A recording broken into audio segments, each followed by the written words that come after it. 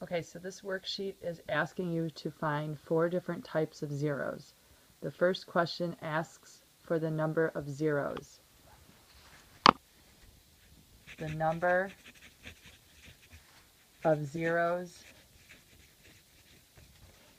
is determined by the highest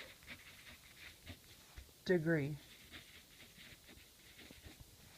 So in this first one on the worksheet, the highest degree is 3. So the answer for the number of zeros is 3.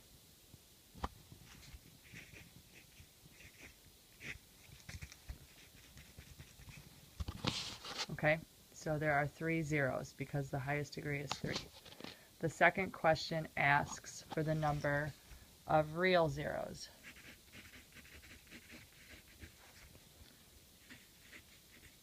Real zeros are the ones that either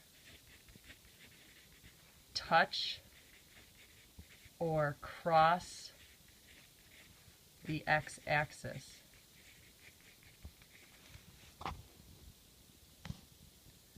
So if we look at this graph and look closely, I can see, that there's 1 here, there's 1 here, and there's 1 here. So this graph crosses the x-axis 3 times. So I know from that graph that there are 3 zeros because the highest degree is 3, and I know that there are 3 real zeros because this graph crosses or touches the x-axis 3 times. The next question asks how many zeros are imaginary zeros.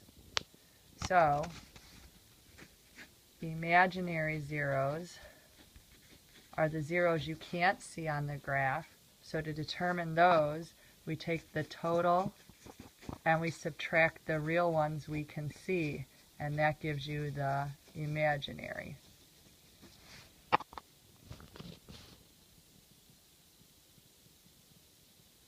So we said there were 3 because of the degree, and there are 3 that we can see. So 3 take away 3 is 0. For problem number 1, there are 0 imaginary zeros. Now part D, you should already know how to do. It asks for the number of possible rational zeros. And so that's our PQ list. So that equation, P is 6, that's the constant, and Q is 1, that's the leading coefficient. So the factors of 6 are 1, 2, 3, and 6. 1 times 6 and 2 times 3. The factors of 1 are 1.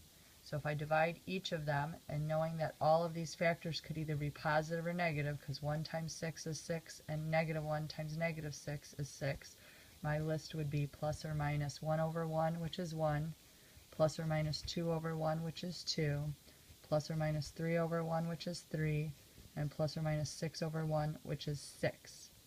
So that is a total of 1, 2, 3, 4 positive, and 1, 2, 3, 4 negative.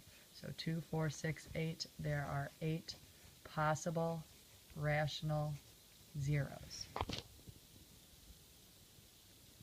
So one last time, for each of these graphs, the highest degree tells you how many zeros there are.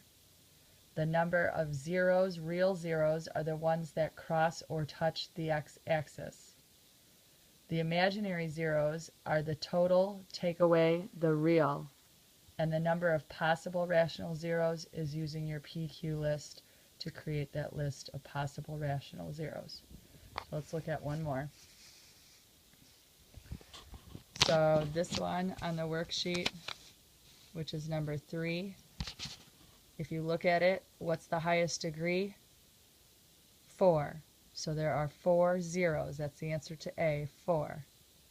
How many can you see that are real? How many touch or cross the x-axis? I see 2. 1 here, and 1 here. So there are 2 real zeros.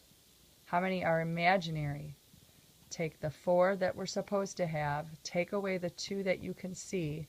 4 take away 2 is 2. There are 2 imaginary solutions. And lastly, your PQ list, my P is 3 and my Q is 1. Factors of 3 are 1 and 3. Factors of 1 are 1. 1 divided by 1 is 1. 3 divided by 1 is 3. Plus or minus 1, plus or minus 3. There are a total of 4.